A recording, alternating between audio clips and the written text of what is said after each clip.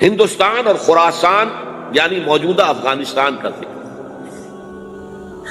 ابن ماجہ کی روایت ہے عن عبداللہ ابن الحارث رضی اللہ تعالی عنہ قال رسول اللہ صلی اللہ علیہ وسلم یخرج ناس من المشرق یؤتئون للمہدی یعنی سلطانہ، یعنی سلطانہ، دونوں طرح سے پڑھ سکتے ہیں۔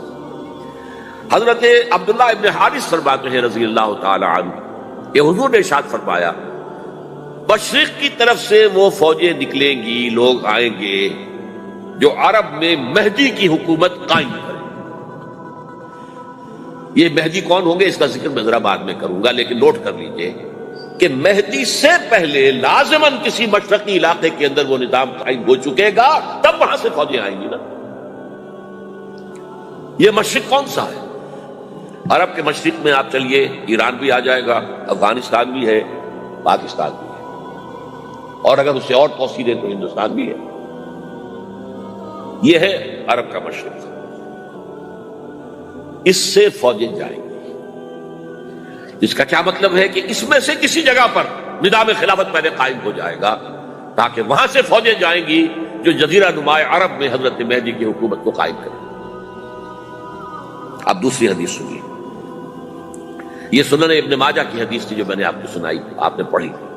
دوسری عن ابی ہریرہ رضی اللہ تعالی عنہ، یہ ترمذی شریف کی روایت ہے، قال قال رسول اللہ صلی اللہ علیہ وسلم یخرج من خراسان رایات سود لا يردها شیء حتی تنصب بایلیا۔ خراسان کے علاقے سے سیاہ جھنڈے لے کر فوجیں آئیں گی، ان کا رخ کوئی موڑ نہیں سکے گا، ان کو پیچھے پھیر نہیں سکیں گے کوئی بھی، یہاں تک کہ وہ یروشلم میں جا کر جھنڈے نصب کر دیں گے۔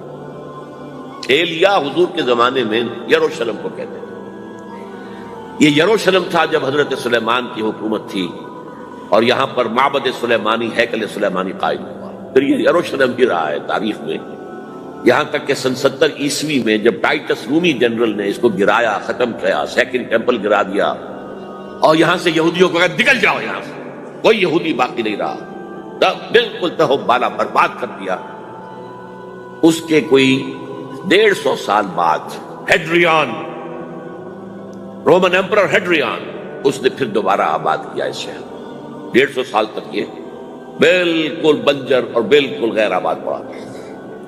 اب ہیڈریان نے جب آباد کیا تو اس کا نام ایلیا رکھا، اب یروشلم نام نہیں، تو حضور کے زمانے میں پھر اس کا نام ایلیا۔ اور اب اس سے کیا معلوم ہو رہا ہے کہ یہ یروشلم مسلمانوں کے قبضے سے اس وقت نکلا ہوا ہوگا، ایک دفعہ پہلے نکلا تھا، 1099 عیسوی میں مسلمانوں کے ہاتھ سے نکلا، کروسیڈرز عیسائیوں نے آ کر اس کو قبضے میں کیا، لاکھوں مسلمانوں کو مارا، قتل کیا۔ اس کو 1187 عیسوی میں واپس لیا ہے، کس نے لیا ہے؟ صلاح الدین ایوبی کرد۔ عرب کھوکھلے ہو چکے تھے، عربوں نے کھویا، واپس نہیں لے سکے، بہت حکومت کر چکے تھے، 400-500 برس کی حکومت اور ان کے عیش اور ان کے آرام، اب ان میں جان نہیں تھی کہ وہ واپس لے سکے۔ واپس لینے والا گرم کرد صلاح الدین ایوبی۔ تو گویا کہ اب آپ سمجھئے کہ 88 برس تک عیسائیوں کا قبضہ رہا یروشلم۔ اب 1967 میں یہودیوں نے قبضہ کیا ہے، اور اب 38 برس تو ہو گئے، 88 نہیں تو 38 برس تو ہو گئے، لیکن وہ دور آئے گا کہ اب پھر لیں گے، لینے والے عرب بھی نہیں ہوں گے، خراسان کے علاقے سے فوجیں آئیں۔ یہ خراسان کیا تھا؟ ایلیا تو میں نے آپ کو بتایا یروشلم کا نام ہے۔ خراسان اس زمانے میں ایک بہت بڑے ملک کو کہتے تھے، کچھ حصہ پاکستان کا بھی اس میں شامل ہے، کچھ حصہ ایران کا بھی ہے، ایران کے اس حصے کو اب بھی خراسان کہتے ہیں۔ خراسان ایک صوبہ ہے ایران کا چھوٹا سا۔ پاکستان میں خاص طور پر یہ جو علاقہ مالاکنڈ ایجنسی کہلاتی ہے، اس سے اوپر جتنا علاقہ ہے، اور یہ جو واخان کی ایک پٹی آتی ہے اوپر، واخان افغانستان کی ایک پٹی سی دم سی چلی آتی ہے جو جا کر چائنا کی سرحد سے مل جاتی ہے، یہاں سے لے کے یہاں تک یہ جو مالاکنڈ کا وہ درہ ہے اور پہاڑ ہے، یہ بھی خراسان کا حصہ ہے۔ باقی تقریباً 2/3 آف افغانستان، ساؤدرن حصہ نہیں ہے خراسان کا حصہ، یہ سیستان کہلاتا تھا، یہ خراسان نہیں ہے۔ لیکن یہ کہ اوپر کا 2/3 آف افغانستان اور اس کے ساتھ یہ جو عرب جو اب یہ ترک ممالک آزاد ہوئے ہیں سوویت یونین کی ڈسولوشن کے ساتھ، یہ سارا علاقہ کہلاتا ہے خراسان بزرگ، دی گریٹ خراسان۔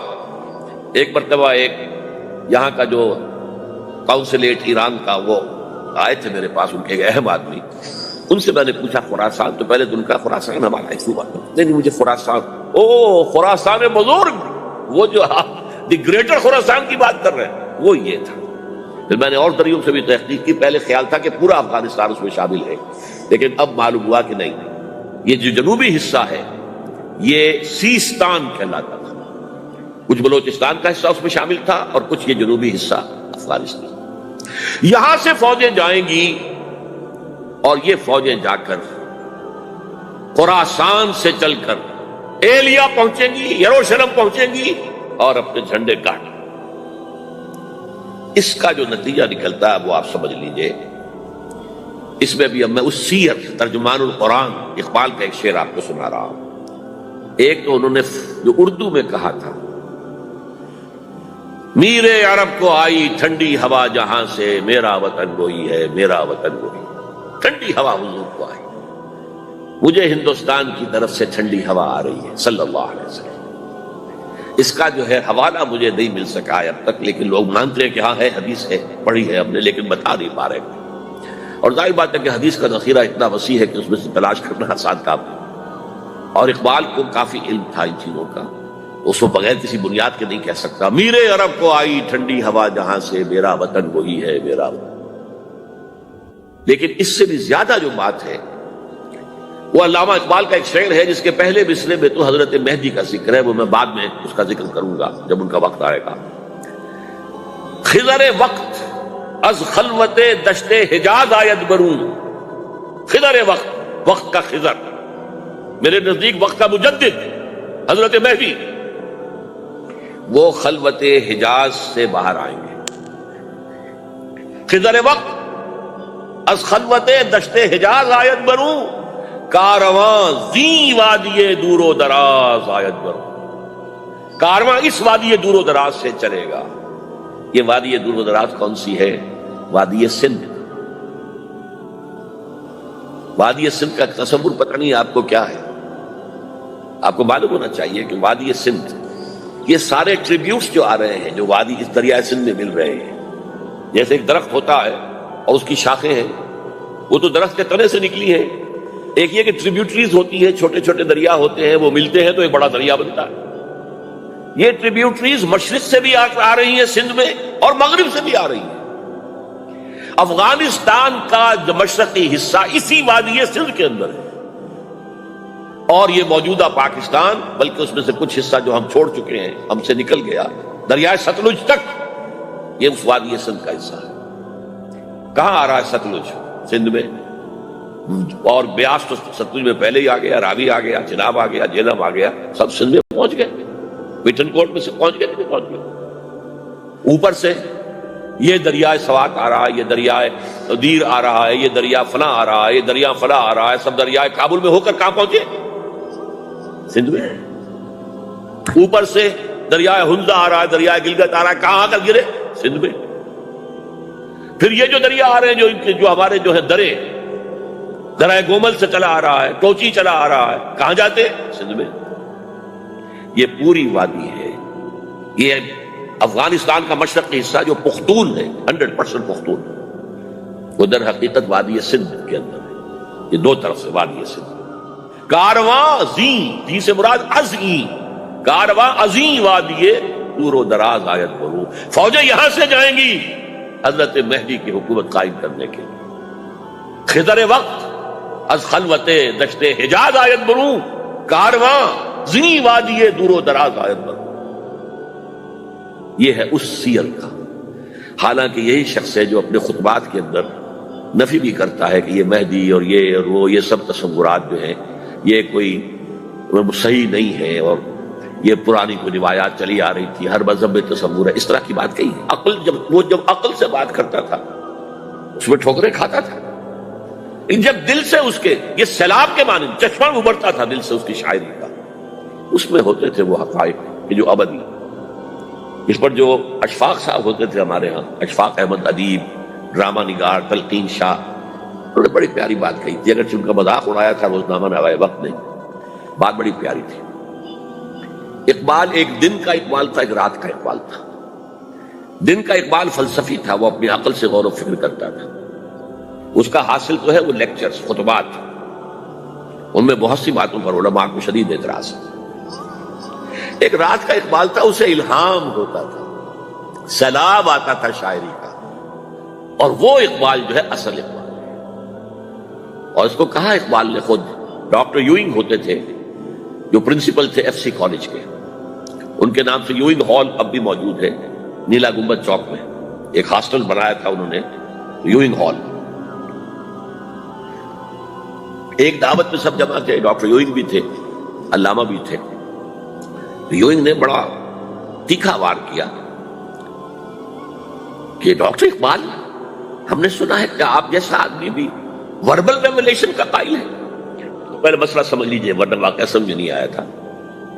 ایک ہے وربل، وحی باللفظ، قرآن کے بارے میں ہمارا عقیدہ یہ الفاظ اللہ کے، ایک ہوتا ہے وحی، لیکن اس وحی میں لفظ جو ہے وحی کا نہیں ہوتا، بلکہ وہ انسپیریشن کہلاتی ہے، کوئی بات آپ کے ذہن میں ڈال دی گئی، آپ نے اپنے الفاظ میں اس کو ادا کیا۔ تو یہ سمجھتے ہیں کہ وحی جو ہے یہ ہمیشہ وحی باللفظ وربل نہیں ہوتی، یہ عیسائیوں کا عقیدہ ہے۔ اور وہ عقیدہ کیوں بنایا ہے؟ اب ایک بات سے بات نکل رہی ہے، انجیلیں 100 سے زیادہ تھیں، اب بھی کم سے کم 4 کو کینونیکل کہتے ہیں، تو ان چاروں میں اختلاف ہے، تو کون سی انجیل ہے؟ میں جب پڑھتا تھا میڈیکل کالج میں تو میں نے بٹگمری میں ایک بہت بڑا کمیشن ہے، تو وہاں پادری صاحب سے مسٹر وائٹ جا کے میں نے کہا کہ which one of these is Bible؟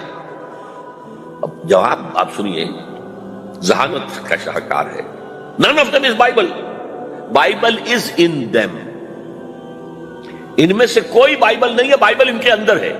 یعنی جو مفہوم عیسیٰ کو وہ خدا سمجھتے ہیں اور ان کو اپوسلز کہتے ہیں، یہ نبی تھے حضرت عیسیٰ کے، رسول تھے، یہ متی ہوں یا جون ہوں جو بھی ہے، اپوسلز ہیں۔ تو جو حضرت عیسیٰ نے ان سے کہا وہی کی، انہوں نے اپنے الفاظ میں اس کو ادا کیا ہے، لہذا علیحدہ ہو جائے گا وہ اپنا، جیسا کہ احادیث کے اندر ہے۔ تو اقبال سے کہا کہ اقبال، ڈاکٹر اقبال، میں نے سنا کہ آپ بھی وربل ریولیشن کے قائل ہیں۔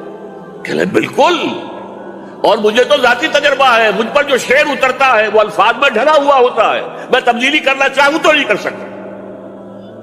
چپ ہو گیا یوئنگ، اب آگے کیا بولے گا یوئنگ؟ تو بہرحال اقبال کا یہ شعر جو ہے رات کے اقبال کا شعر ہے، یہ اس اقبال کا جس کو الہام ہوتا تھا۔ خضر وقت از خلوت دشت حجاز آیت برو، کارواں زی وادی دور و دراز آیت برو۔ اب میں نے اب تک تو یہ ڈسکس کیا ہے قرآن، حدیث، سنت اور ایک ترجمان القرآن کے حوالے سے۔ اب آئیے عالمی حالات کے حوالے سے دیکھیں۔ عالمی حالات سے بھی معلوم ہوتا ہے کہ ایک عالمی ریاست تقدیر مبرم ہے۔ زمانہ تیزی کے ساتھ ادھر جا رہا ہے، جبکہ پوری دنیا کی ایک ریاست ہے، بلکہ بہت پہلے سے اس کا تقاضا پیدا ہو چکا ہے۔ دنیا اتنی چھوٹی ہو گئی ہے، آج آپ اسے کہتے ہیں گلوبل ولیج، یہ تو گاؤں کے مانند ہے، اب کوئی فاصلہ نہیں رہا۔ امریکہ میں تاج پوشی ہو رہی ہے بش صاحب کی، ان کا منظر ہم بیٹھے دیکھ رہے ہیں، سارا کا سارا 12,000 میل دور بیٹھے ہوئے دیکھ رہے ہیں۔ دنیا کیا ہے؟ یہ تو ایک گاؤں ہے، ایک شہر ہے۔ اور ایک عالمی ریاست اگر قائم نہیں ہوتی تو دنیا میں کبھی امن قائم نہیں ہو سکتا۔ لہذا دنیا میں امن کے لیے ایک عالمی ریاست ضروری ہے، اور اسی کے پہلے قدم کے طور پر وہ لیگ آف نیشنز جو ہے قائم کی گئی تھی۔ کوئی تو ادارہ ایسا ہونا چاہیے جہاں دنیا کے سارے ممالک کے نمائندے بیٹھیں، سوچیں، غور کریں، فیصلے کریں۔ اگرچہ وہ جو بے ایمانیاں دلوں میں تھیں، جو بدنیتیں دلوں میں تھیں، انہوں نے ناکام کر دیا اس کو، لہذا وہ مر گئی، ختم ہو گئی۔ ہاں، جنم دے گئی اسرائیل کو، اس کے بطن سے اسرائیل نے جنم لیا، اسرائیل نے نہیں، بالفور ڈکلریشن نے، کہ یہودیوں کو فلسطین میں آباد ہونے کی اجازت ہے۔ اچھا، جب وہ ختم ہو گئی تو تقاضا موجود تھا، کوئی ادارہ ایسا ہونا چاہیے بھائی بیٹھے سب کے سب وہاں فیصلے کریں، ورنہ تو دو برتن کھڑک جائیں گے تو اس کے بعد وہ عالمی جو ہے ایک کنفرنٹیشن ہو سکتی ہے. تب یہ پھر دوبارہ یونائٹڈ نیشنز آرگنائزیشن بنی، اور اب وہ بھی دم توڑ رہی ہے بیچاری، کئی روز سے دم توڑ رہی ہے، اس لیے کہ عراق وار کے ضمن میں ایک پیسہ بھر بھی وقت نہیں دی بش نے یو این او کی حمایت یا مخالفت. کیا رہ گیا اس کا؟ بس ایک کلب ہے، آؤ بیٹھے گفتگو کرو، اللہ اللہ خیر صلی. جتنے ریزولوشن یو این او نے پاس کیے جنرل اسمبلی نے اسرائیل کے خلاف، سب کو ویٹو کیا ہے امریکہ نے. تو فائدہ کیا ہوا بھائی؟ جنرل اسمبلی کا فیصلہ کشمیر کے بارے میں موجود ہے 55 سال سے، اس پر عمل درآمد نہیں ہو سکتا. تو وہ در حقیقت جب عدل انسان کے اندر نہ ہو، اللہ پر ایمان اور یقین نہ ہو، آخرت کے محاسبے کا احساس نہ ہو، تو کوئی بھی آپ ادارہ بنا لیں فیل ہو جائے گا.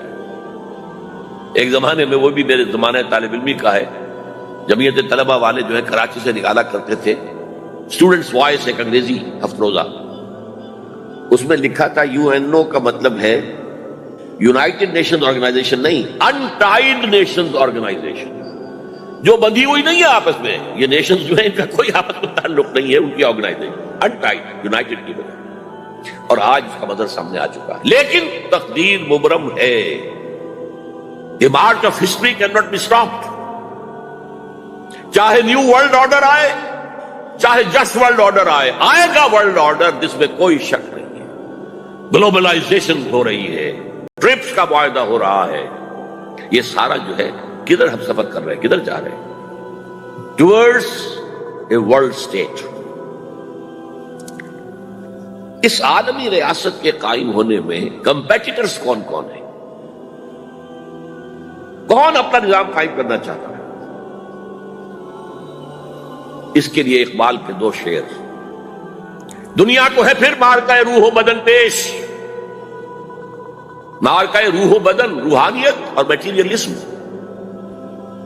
دنیا کو ہے پھر مارکہ روح و بدن پیش، تہذیب نے پھر اپنے درندوں کو مارا. تہذیب کے درندے، یہ ہے مغربی قوموں کے لیے بہترین لفظ، تہذیب کے درندے. کہتے ہیں سیویلائزیشن سیویلائزیشن سیویلائزیشن، اور جو درندگی وہ کرتے ہیں کوئی بھیڑیے وہ درندگی نہیں کر سکیں گے جو وہ کرتے ہیں. دنیا کو ہے پھر مارکہ روح و بدن پیش، تہذیب نے پھر اپنے درندوں کو ابھارا. اللہ کو پامر دیے مومن پہ بھروسہ، ابلیس کو یورپ کی مشینوں کا سا. This grand confrontation is very soon to come, very soon to come, very soon to come. ایک طرف اللہ ہے اور مرد مومن ہے، دوسری طرف ابلیس ہے اور اس کا سب سے بڑا ایجنٹ یہودی ہے، اور یہودیوں کے سپورٹرز عیسائی. یہ ہے دو طرفہ، یہ دو فریق ہیں. اور وہ میں آپ کو پہلے سنا چکا ہوں نظر. ابلیس نے کہا تھا مجھے نہ جمہوریت کا کوئی خطرہ ہے، نہ کوئی فاشزم سے خطرہ ہے، نہ کوئی اشتراکیت سے خطرہ ہے اگر کوئی خطر مجھ کو تو اس امت سے ہے جس کی خاکستر میں ہے اب تک شرارے آج. خال خال اس قوم میں اب تک نظر آتے ہیں، وہ کرتے ہیں اشک سحرگاہی سے جو ظالم وضو. وہی خطرہ ہے جس کا ذکر کیا جب یو ایس ایس آر ختم ہو گئی، جس کے لیے نیٹو بنایا گیا تھا، جس کے لیے سیٹو بنایا گیا تھا، جس کے لیے سینٹو بنایا گیا تھا to contain U S S R. اب جب یو ایس ایس آر ختم ہو گیا وہ تو سربت سجود ہو گیا مغرب کے سامنے، ہاتھ پھیلا کر بھیک مانگنے کی پوزیشن میں آ گیا. اس وقت اثر نو نیٹو کو آرگنائز کر